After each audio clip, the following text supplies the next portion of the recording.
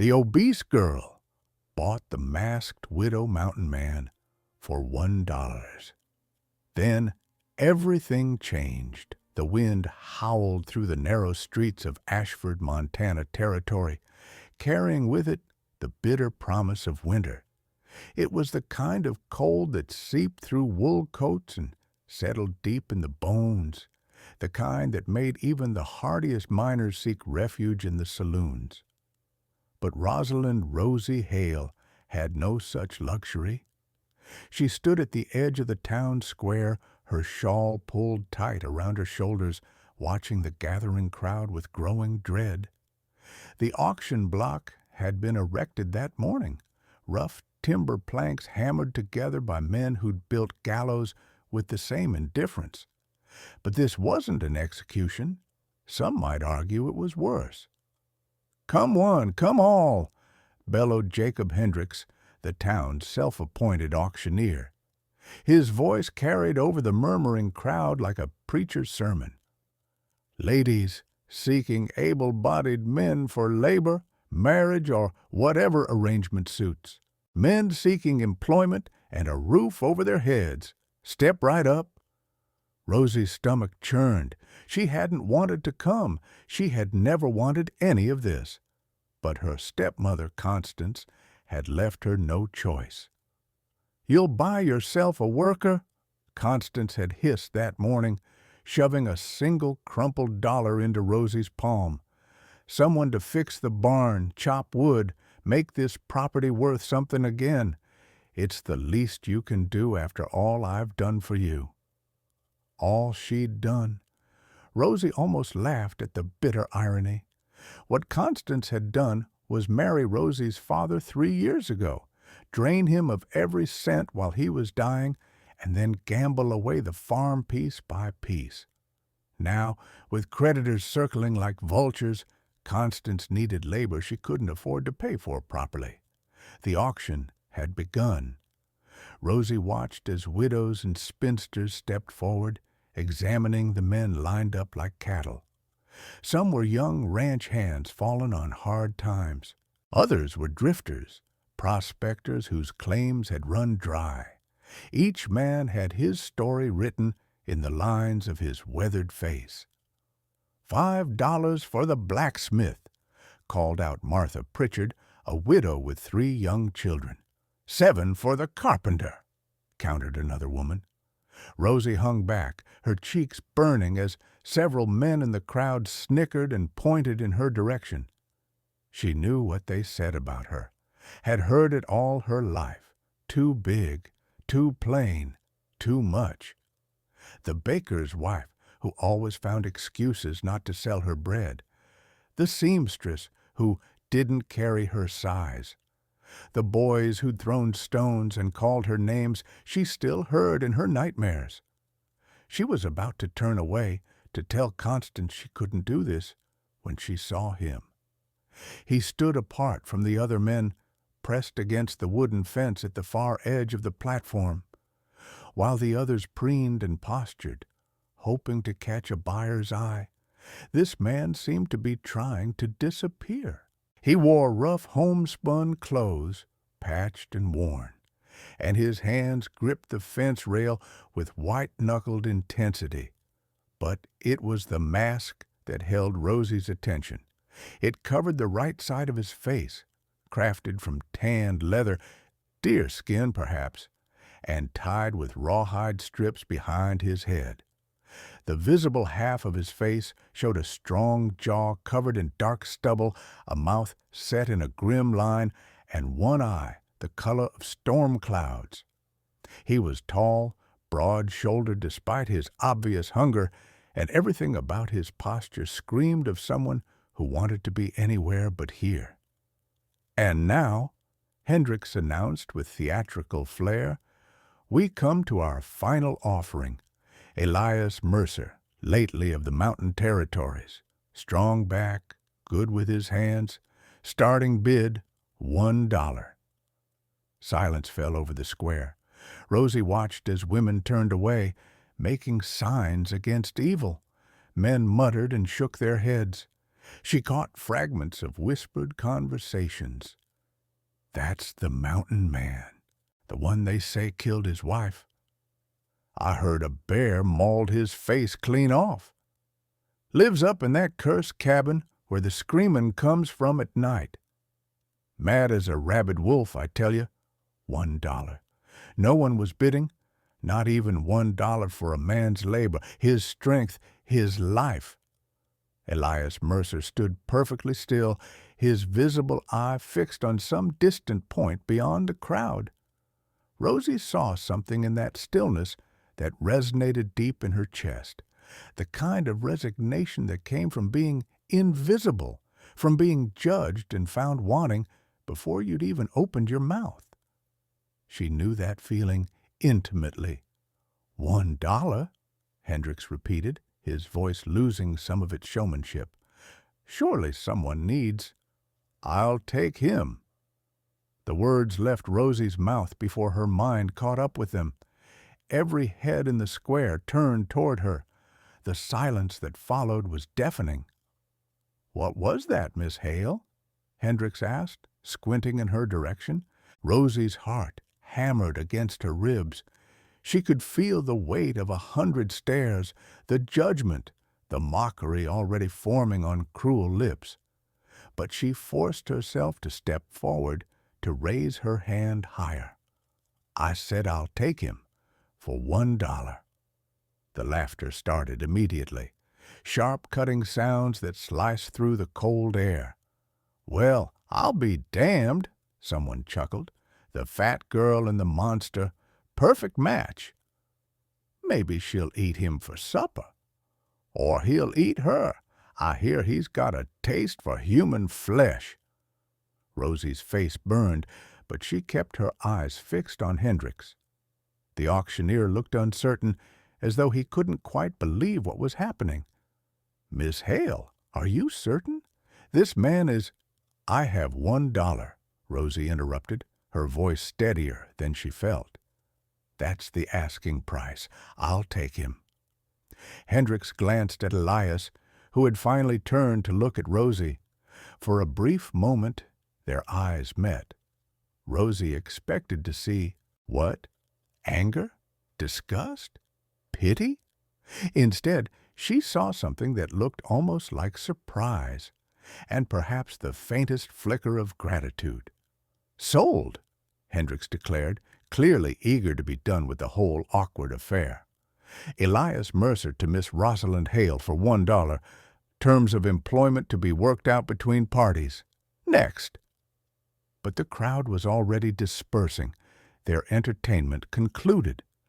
Rosie approached the platform on shaking legs, clutching her $1. Up close, Elias Mercer was even more imposing. He stood at least a foot taller than her, and despite his lean frame, she could see the corded muscle in his forearms, the breadth of his shoulders. "Your $1, miss," Hendricks said, snatching the bill from her hand and shoving a crude contract at her. "Mark your X here if you can't write." "I can write," Rosie said quietly, signing her name with the stub of pencil he provided. She'd had only 3 years of schooling before her mother died, but she'd treasured every lesson. Elias stepped down from the platform. This close, she could see the leather mask was actually quite skillfully made, molded to fit the contours of his face. The eye hole was carefully cut, the edges smoothed. It must have taken hours of patient work. "I'm Rosie," she said, then immediately felt foolish. "Rosalind Hale. I live about 2 miles north. There's a barn that needs fixing and firewood to chop and—" She was babbling now, words tumbling out in a nervous rush. "I mean, I don't expect—I'm not trying to—" "I know what you bought me for, Miss Hale," Elias said. His voice was deep, rough from disuse, but not unkind. "Labor. I'll work hard. Won't cause trouble." "I have a room," Rosie continued, "in the barn. It's warm enough. And I'll bring meals. The barn is fine." They stood there awkwardly for another moment, the wind whipping around them. Finally, Rosie nodded toward the north road. "We should go before the snow starts." Elias fell into step behind her, keeping a respectful distance. As they left the town square, Rosie heard the whispers following them like malevolent spirits. "Give it a week before he murders her, or she drives him off with her cooking. Either way, good riddance to both." Rosie set her jaw and kept walking. She'd heard worse. She'd survived worse. Behind her, silent as a shadow, Elias Mercer followed. The Hale farm was even more ramshackle than Elias had expected. The barn listed to one side, its roof patched with mismatched boards. The house was in slightly better repair, but still bore the marks of neglect.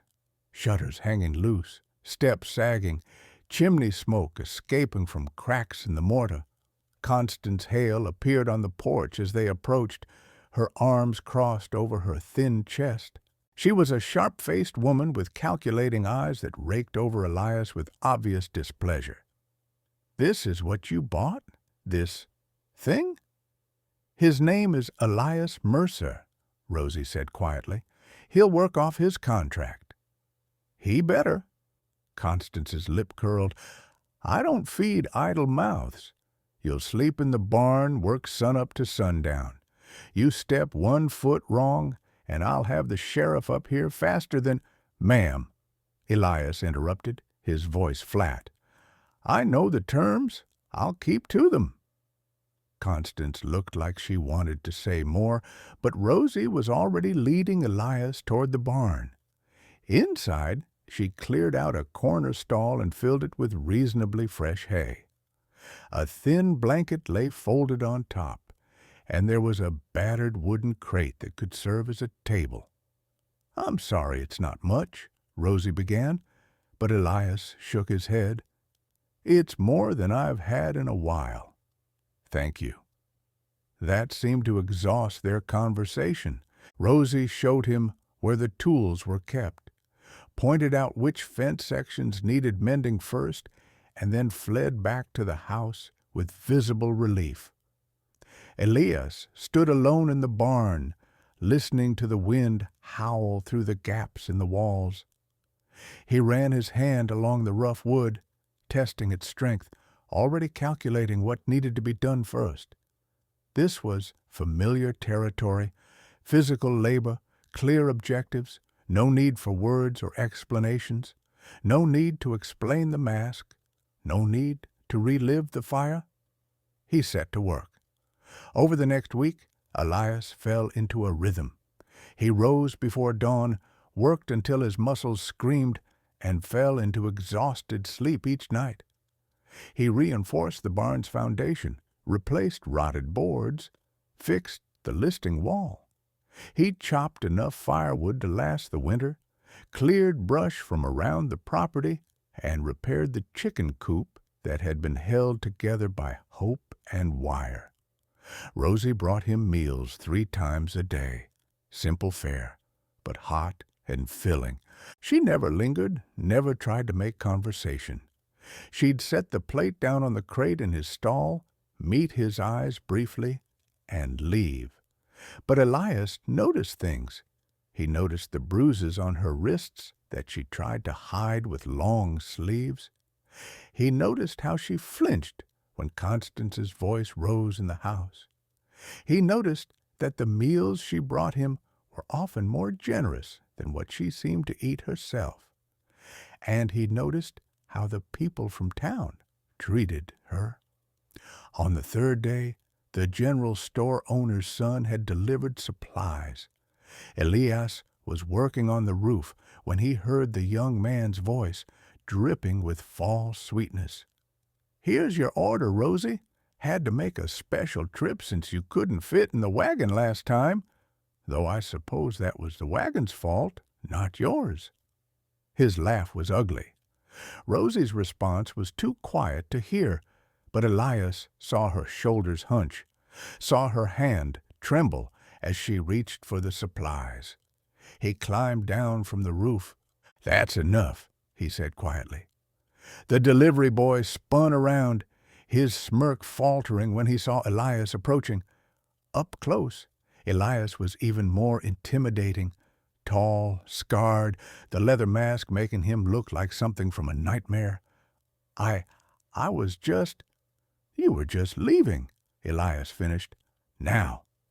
The boy scrambled onto his wagon and whipped the horses into motion, supplies half forgotten. Rosie stood frozen, staring at Elias with wide eyes. "You didn't have to." "Yes, I did." Elias picked up the crate of supplies easily. "Where do you want these?" That evening, Rosie brought his dinner as usual, but this time she lingered in the doorway. "Thank you," she said softly, "for today, with Tommy." Elias shrugged, uncomfortable with gratitude. He was being cruel. People usually are, to both of us. She paused, worrying her lower lip. Does it hurt? The mask? No one had ever asked him that before. They'd stared, whispered, made signs against evil, but no one had simply asked if he was in pain. "Sometimes," he admitted, "when it's very cold or very hot, the scars, they ache." Rosie nodded slowly. "I have a salve, chamomile and calendula. My mother used to make it. It might help." "You don't have to." "I want to." She met his eyes, and for the first time, Elias saw something in her gaze besides fear or pity, understanding, perhaps, recognition. We're both alone here, aren't we? We might as well be kind to each other." That night, Elias lay in his stall, a small tin of sweet-smelling salve on the crate beside him. He didn't use it yet, couldn't quite bring himself to touch the mask, to face what lay beneath. But knowing it was there, offered freely without judgment, created a small warm spot in his chest that had nothing to do with the temperature. For the first time in 5 years, Elias Mercer felt something other than guilt and grief. He felt a tiny, fragile spark of hope. 2 weeks into the arrangement, the first real snow came. Elias woke to find the barn entrance blocked by a drift 3 feet high. He dug his way out and set about clearing paths, to the house, to the chicken coop, to the woodshed. By mid-morning, his clothes were soaked through, his fingers numb despite the heavy gloves. Rosie appeared with hot coffee, her own coat dusted with snow. "You'll catch your death," she scolded, pressing the tin cup into his hands. "Come inside, warm up by the fire." "I'm fine out here." "You're turning blue, and before you argue, Constance left this morning. Her sister in town is sick, and she'll be gone 3 days at least." Rosie's expression was firm. "Please, just for a little while." The warmth of the house was almost painful after hours in the cold. Elias stood awkwardly by the fire, dripping onto the rough floorboards, while Rosie bustled about finding dry clothes. "These were my father's," she said, holding out a flannel shirt and wool trousers. "They should fit." While Elias changed in the small side room, he took in the details of the house. It was shabby but clean, with obvious signs of Rosie's care. Patched curtains, swept floors, herbs drying from the rafters. On a shelf, he spotted a battered book of poetry, its spine cracked from repeated readings. When he emerged, Rosie had set out bread, cheese, and more coffee. They ate in comfortable silence, the only sound the crackling of the fire and the wind howling outside. "Do you miss it?" Rosie asked suddenly. "The mountain?" Elias considered the question. "Sometimes. It's quiet there. Peaceful. Lonely, though." "Yes?" He wrapped his hands around the coffee cup. "Very lonely. Is that why you came to the auction? To not be alone anymore?" I came because I owed money to my late wife's family. Promised I'd send them what I could." The words came easier than he expected. Maybe it was the warmth, or the safety of Constance's absence, or simply that Rosie asked without judgment. "The auction guaranteed payment. I didn't think anyone would actually bid." "I'm sorry," Rosie said softly, "about your wife." Elias's hand moved unconsciously to his mask. "I killed her." The words hung in the air between them, heavy as stones. Rosie didn't gasp or recoil. She simply waited, her steady gaze giving him permission to continue. "There was a fire," Elias heard himself say. The story he'd never told anyone, not even the preacher who'd buried Sarah. 5 years ago, in our cabin. Started in the kitchen, a lamp overturned, we never knew exactly how. I was in the shed when I saw the smoke. He could see it so clearly, even now. The orange glow through the windows, the smell of burning pine, Sarah's screams. I ran inside, found her trapped in the bedroom. A beam had fallen, pinned her legs. The smoke was so thick I could barely see. His voice had gone flat, emotionless, as if he were reciting someone else's tragedy. I got the beam off her, dragged her toward the door, but then part of the roof collapsed. Burning thatch fell on us both. Rosie's hand had crept across the table, not quite touching his butt, close enough that he could feel her warmth. I got her outside, thought I'd saved her, but the smoke. She'd breathed in too much smoke.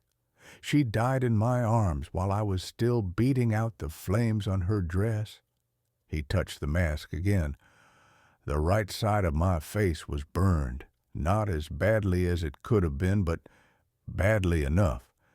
And everyone said, they said I should have gotten to her faster, should have saved her. They were right. No, Rosie's voice was fierce. No, they weren't. Elias looked up, surprised by her vehemence. "You ran into a burning building," she continued, her eyes bright with unshed tears. "You lifted a beam. You carried her out. You did everything you could. The fire killed her, not you. If I'd been faster, if the fire had started at night, you'd both be dead. If the beam had fallen on your head instead of her legs, you'd both be dead. If. She was gripping his hand now, her touch warm and solid. "You can't change what happened, Elias.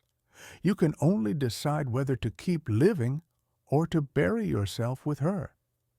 The truth of her words struck him like a physical blow. For 5 years, he'd been doing exactly that, burying himself alive in guilt and isolation, wearing the mask not just to hide his scars, but to hide his humanity. "How do you know?" he asked hoarsely.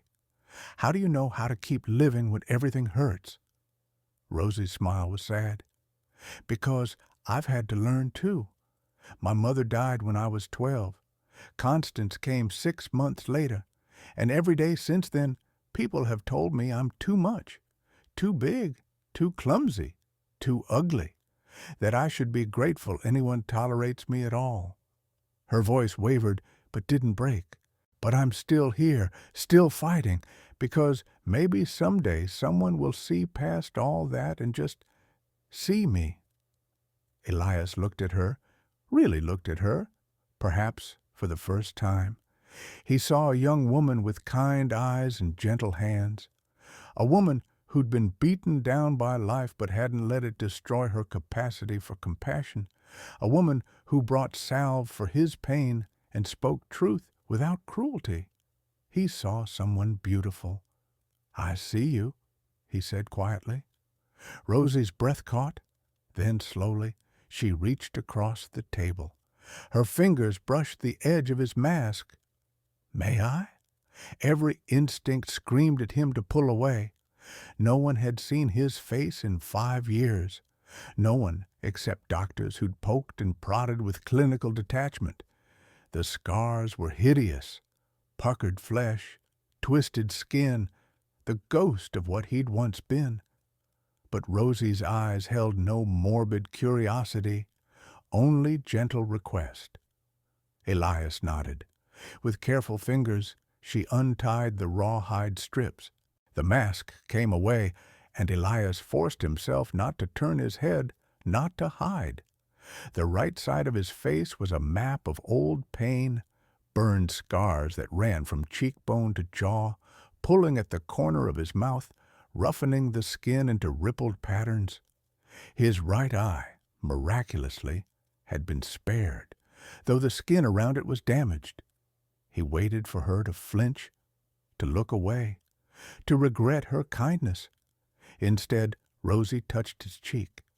Her fingertips traced the scarred skin with infinite gentleness, learning its terrain like a cartographer mapping new territory.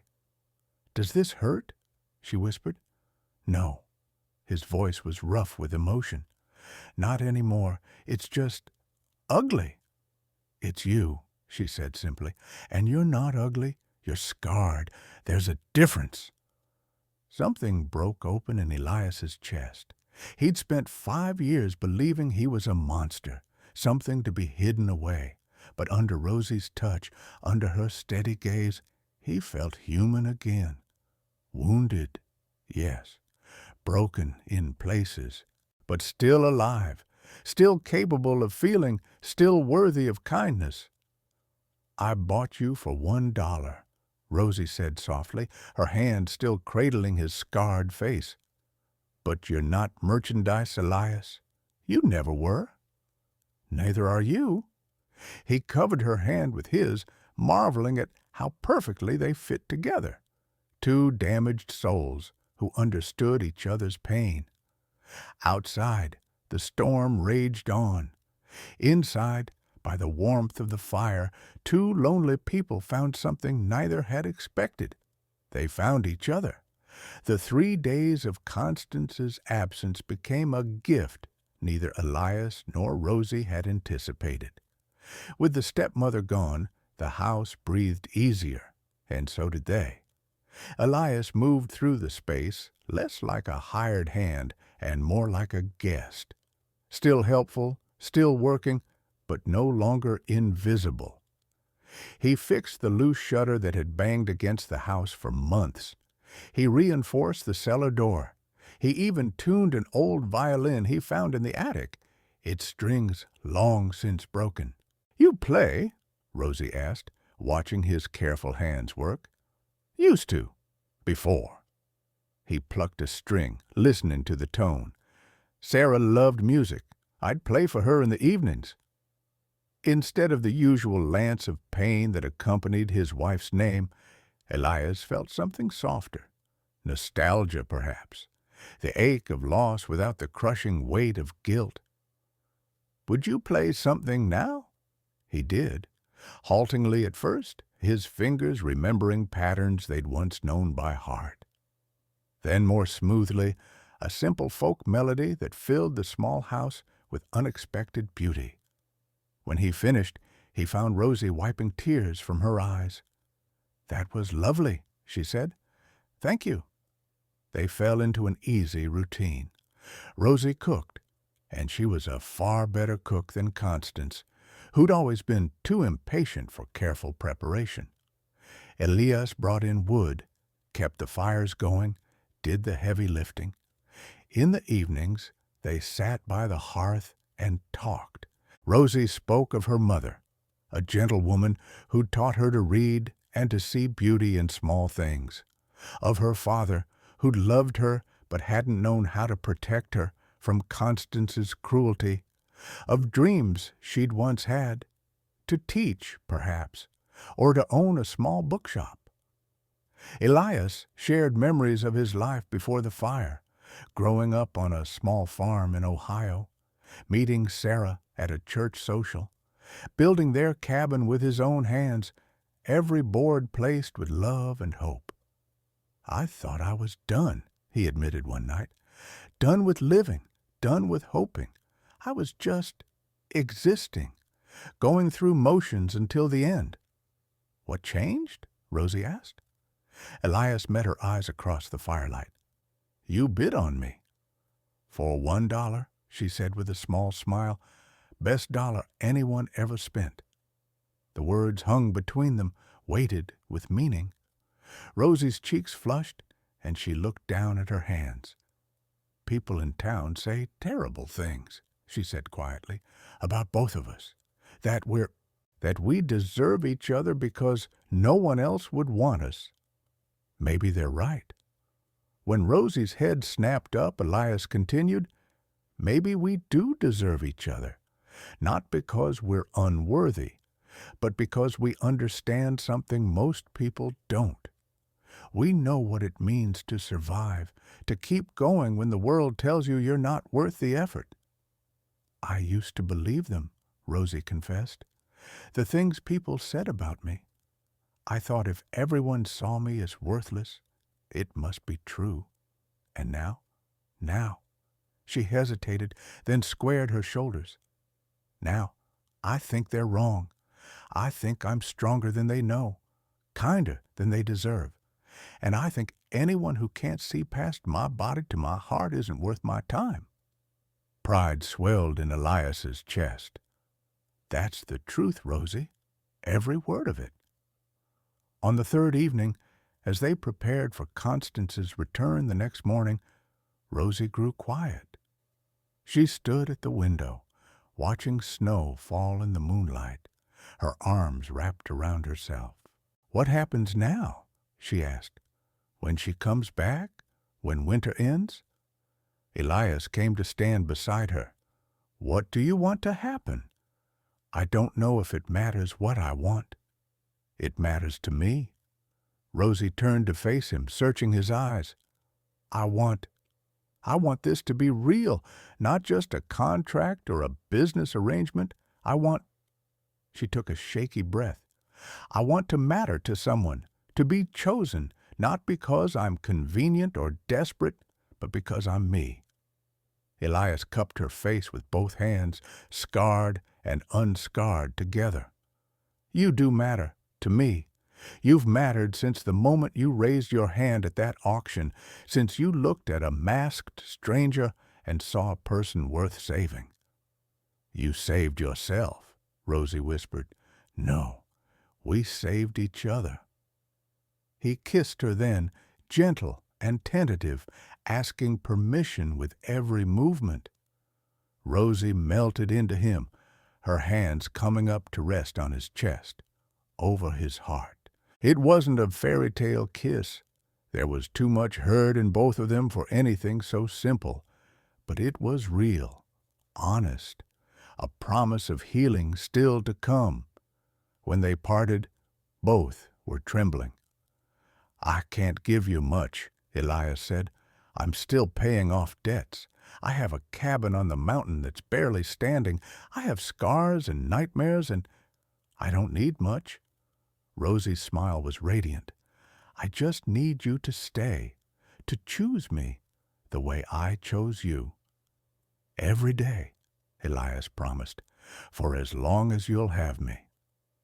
That night, they sat together by the dying fire, Rosie's head on Elias's shoulder, his arm around her waist. For the first time in years, neither of them felt alone. But peace, they would soon learn, was a fragile thing. Constance returned in a foul mood, her sister's illness having proved less serious than reported. She took one look at Elias sitting at the dinner table, not in the barn, but in the house, and her face purpled with rage. What is the meaning of this? She shrieked. I leave for 3 days, and you're running a boarding house for freaks? He's been working hard, Rosie said, her voice steady despite the fear in her eyes. He deserves a hot meal. He deserves whatever I say he deserves. This is my house. It's my father's house, Rosie corrected quietly, and it's still in my name until the bank. The slap came so fast that Elias barely registered it before Rosie's head snapped to the side. He was on his feet in an instant, placing himself between them. "Touch her again," he said, his voice deadly calm, "and contract or no contract, you'll regret it." Constance's eyes narrowed. "Are you threatening me? I'll have the sheriff." "Call him." Elias didn't move. "Tell him you've been beating a woman half your size. Tell him about the bruises she tries to hide. See what he says." For a long moment they stood frozen in tableau. Constance's hand still raised, Elias immovable as stone, Rosie clutching her reddening cheek. Then Constance lowered her hand, her expression calculating. "Fine," she spat. "Keep your pet monster. But know this, Rosalind, when the bank forecloses in 2 months, you'll have nothing. And where will your precious protector be then? Men like him don't stick around when there's no profit in it." She swept from the room, leaving a poisonous silence in her wake. Rosie's hand trembled as she touched her cheek. "I'm sorry. I should have—" "Don't." Elias gently examined her face, his touch feather-light. "Don't apologize for her cruelty. Is she right? About the bank?"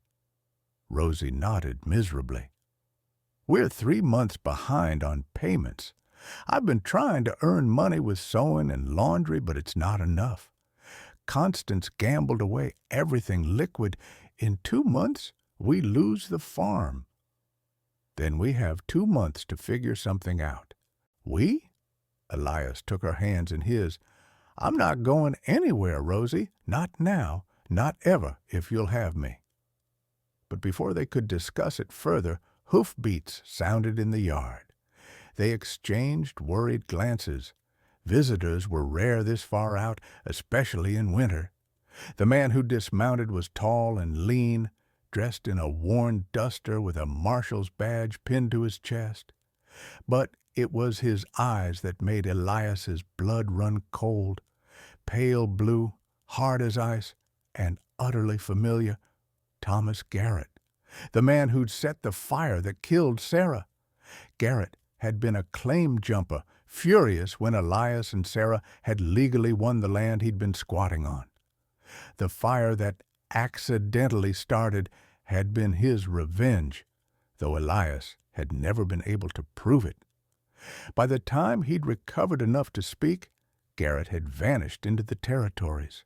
And now he was back, wearing a badge and a predator's smile. "Well, well," Garrett drawled, his hand resting casually on his gun.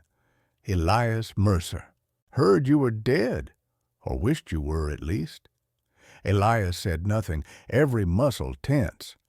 "I'm looking for a fugitive," Garrett continued, pulling out a wanted poster. "Bank robber. Killed 2 men in Denver, 6 feet tall, dark hair, scarred face. Sound familiar?" "That's not Elias," Rosie said immediately.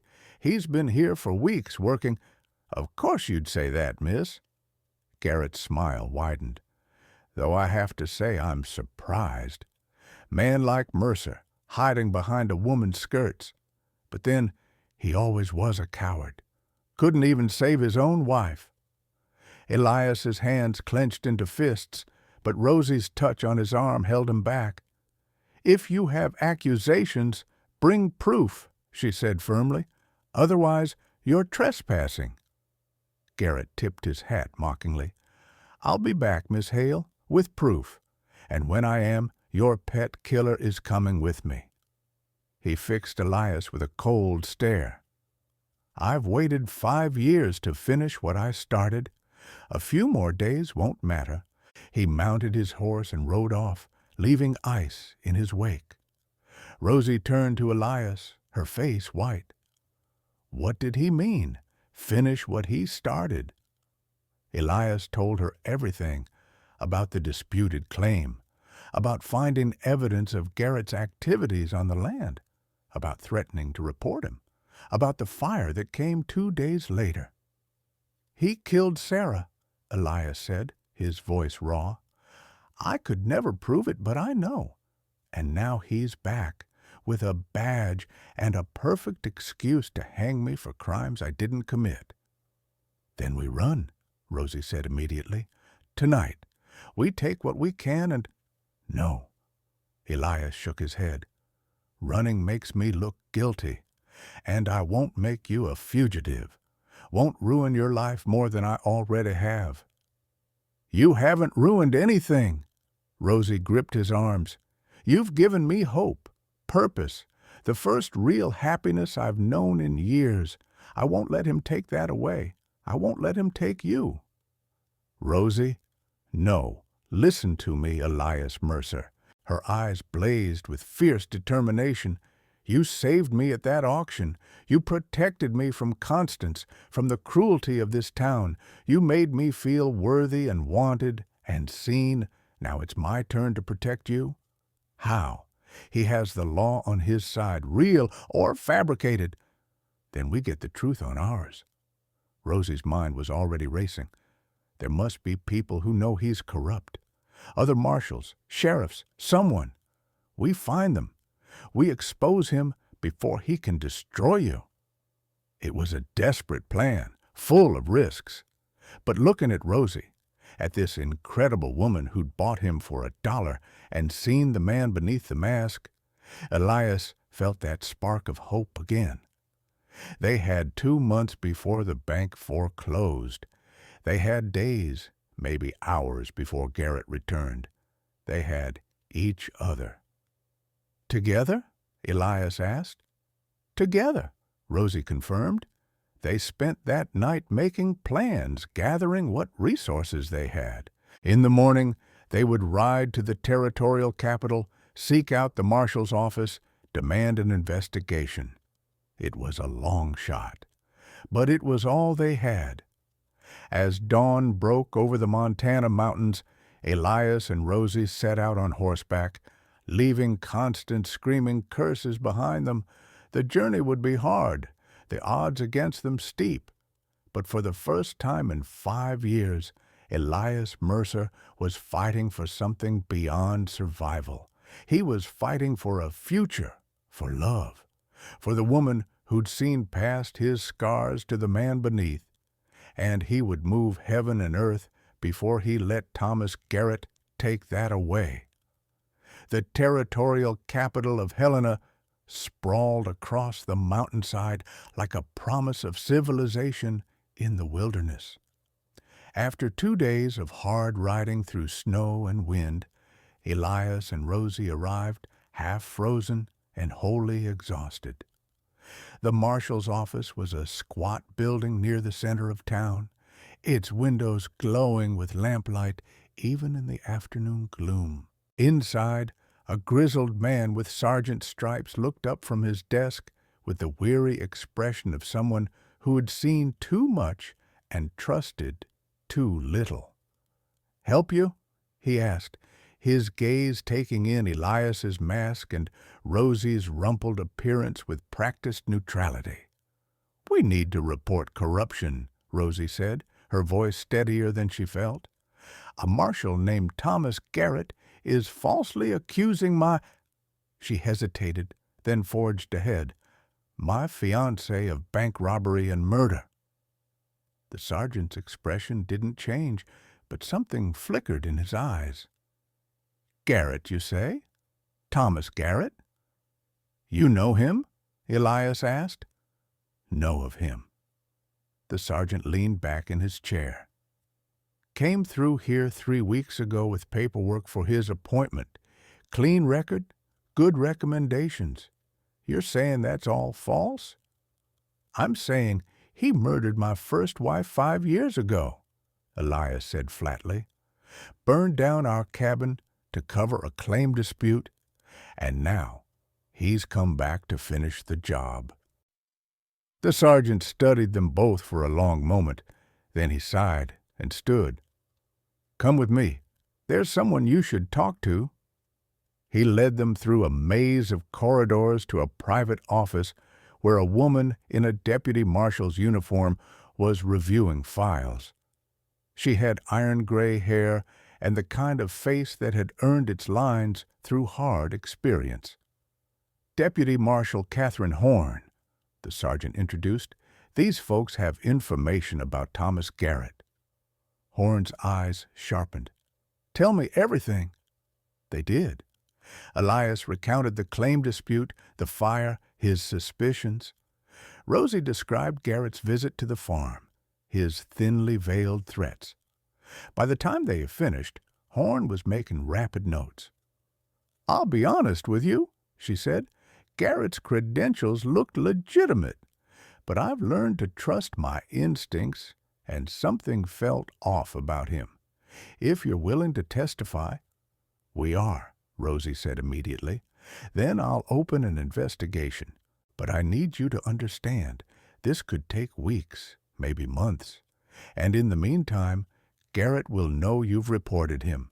That makes you targets. We're already targets, Elias pointed out. Horn nodded grimly. True enough. There's a boarding house 2 streets over. Stay there. Keep your heads down. I'll send word when I have news. It wasn't the immediate vindication they'd hoped for, but it was a start. That night, in a small room with thin walls and a lumpy mattress, Elias and Rosie lay side by side, neither quite touching, but both acutely aware of the other's presence. I'm sorry, Elias said into the darkness, for dragging you into this, for putting you in danger. You didn't drag me anywhere. I came willingly. Rosie rolled onto her side, facing him. Besides, where else would I be? Back at the farm with Constance, waiting for the bank to take everything? You could have a different life, a better one.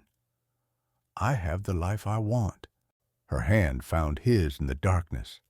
I have you.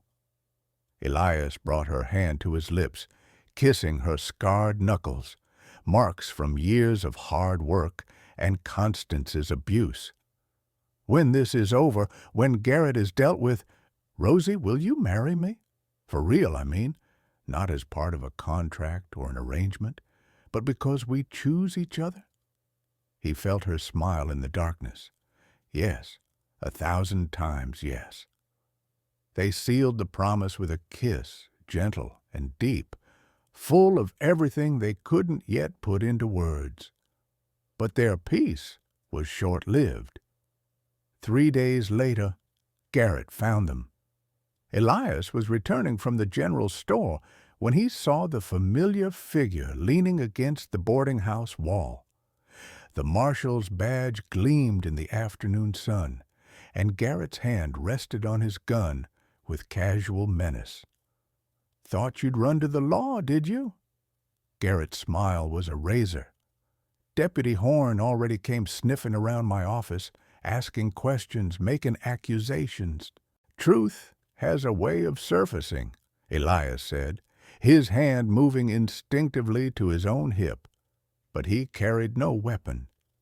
Does it? Garrett pushed off the wall, circling like a predator. Or does the man with the badge and the clean record have the advantage? See, I've spent 5 years building a reputation. You've spent 5 years hiding on a mountain, wearing that mask because you're too much of a coward to face what you are. What I am is the man who survived your murder attempt. Not for long.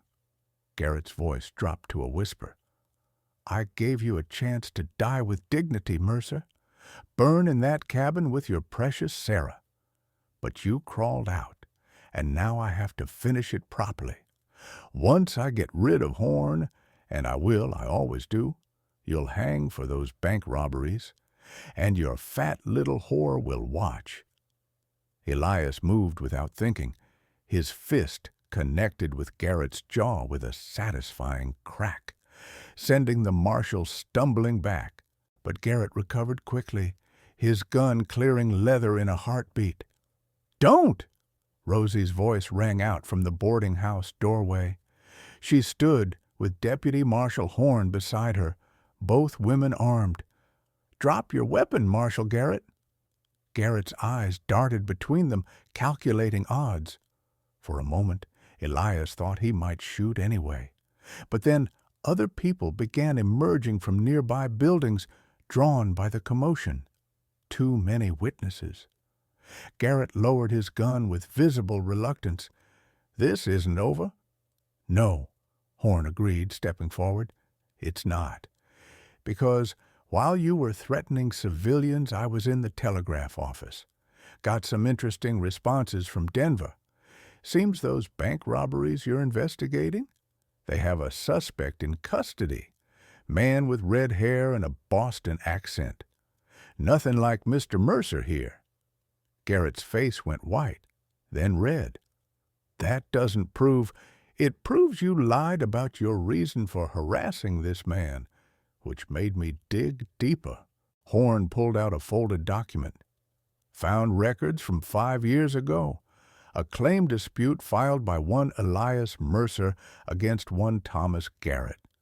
Noticed how you conveniently left that history off your application." "Ancient history," Garrett snarled. "Is it? Because I also found a witness. Fellow named Jacob Torres. Worked as a ranch hand 5 years back. Says he saw you near the Mercer cabin the night of the fire. Says he heard you bragging about teaching claim jumpers a lesson in a saloon 2 towns over." Garrett's hand twitched toward his gun again, but Horn was faster. Her revolver pressed against his temple before he could move.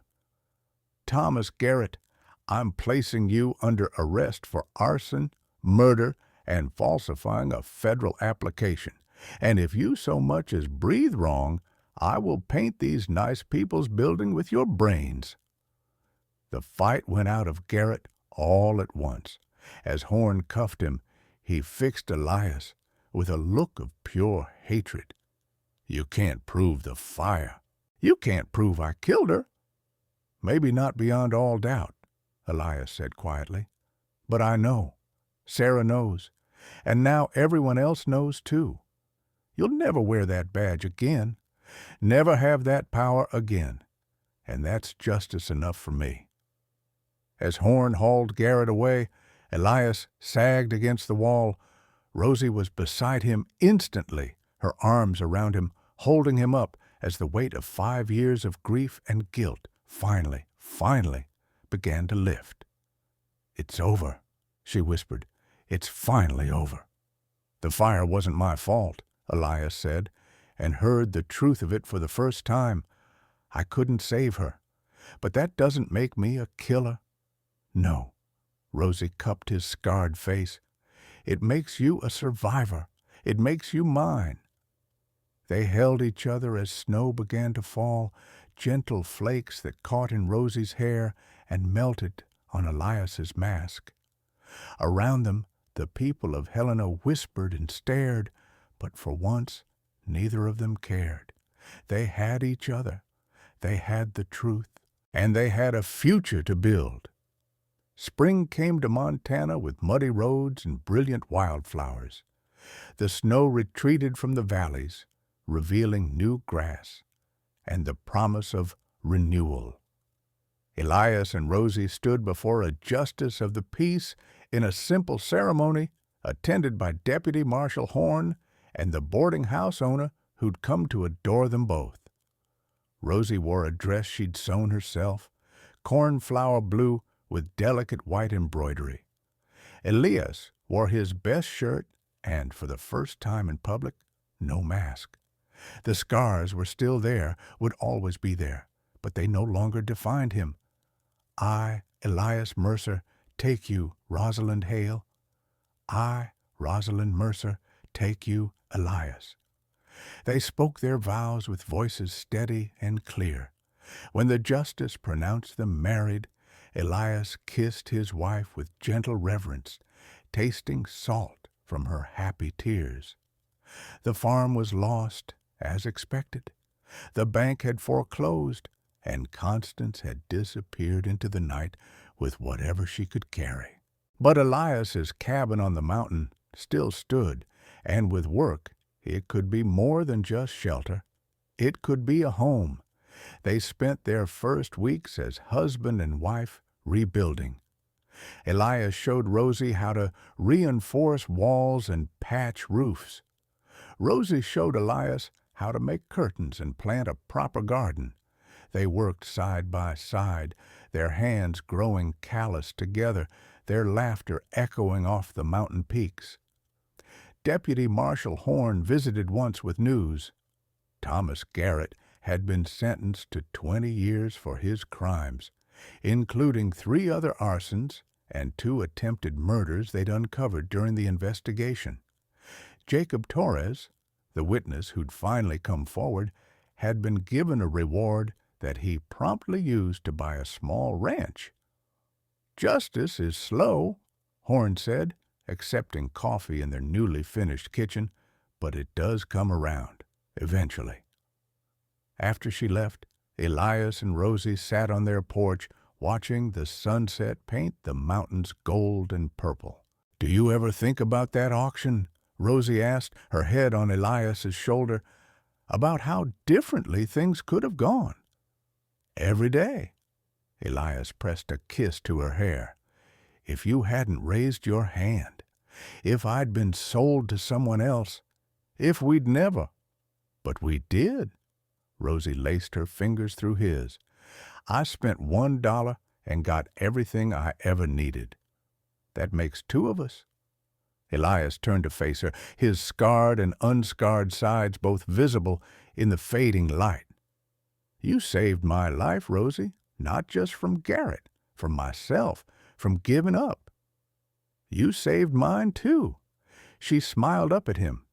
"From loneliness, from believing I was worthless, from thinking love was something that happened to other people." That night, Elias played his violin while Rosie read poetry by lamplight. The music drifted through the open windows and across the mountain, a song of healing and hope. By midsummer, word had spread about the cabin on the mountain where the scarred man and his wife welcomed travelers. They took in prospectors who'd lost their stakes, widows looking for fresh starts, even a few young couples seeking advice from people who'd learned to love despite the odds. The Mercer cabin became a place of refuge and second chances. One evening, a young woman arrived alone, her body bent under burdens both visible and invisible. She was large, like Rosie, with the same hunted look Rosie had once worn. "I heard," the girl said hesitantly, "that you help people here, people like me." Rosie took her hand without hesitation. "Come in, you're safe now, you're home." As Elias watched his wife welcome another lost soul, he marveled at the journey they'd taken. From a dollar auction in a cruel town to a sanctuary in the mountains. From 2 broken people hiding from the world to 2 healers offering hope to others. That night, as they lay in bed listening to their guests' quiet crying turn to peaceful sleep in the next room, Rosie whispered, "We should expand. Build another room, maybe 2. There are so many people who need—" "A place to belong," Elias finished. "People who've been told they're not enough." "Exactly." Rosie rolled to face him, her eyes bright with purpose. "We could be that place for anyone who needs it." "Then that's what we'll do." Elias kissed her forehead. "Together?" "Always together," Rosie agreed. Years later, the Mercer cabin would become the Mercer House, a way station known throughout the territory for its hospitality and compassion. But that first night, it was simply a home where 2 people who'd found each other against all odds dreamed of helping others do the same. In the darkness, Elias thought about masks, the leather one he'd worn, and the invisible ones people carried every day. Masks of shame, of pain, of believing lies about their worth. He'd learned that removing those masks took courage, but it also took someone willing to look past them, to see the person underneath. Rosie had been that someone for him, and now they could be that for others. As sleep finally claimed them, Elias's last thought was simple and profound. The best dollar he'd ever been worth was the one that brought him to her. And the best investment she'd ever made was believing he was worth saving. Together, they'd built something more valuable than gold or land or reputation. They'd built a life of purpose, compassion, and enduring love, and that was worth more than any price could measure.